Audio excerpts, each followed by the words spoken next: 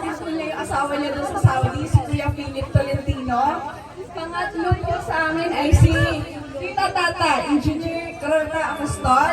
May isa po siyang dalagiling, si Frances Corby. Like, ang pang-apat po namin ay si Ate Kay. Ate Kay po, Apostol Evangelista. Pangasawa niya po si Kuya Rodel, Evangelista na taga Dalapan. Kanya po yung panganay po si Kuya Aaron. Ito po, pangalawa itong si Kevin. Okay, tsaka isa pong may bunsod po sila. At kung may uli ka iha, Mamay Felix, sa side ng Lucy!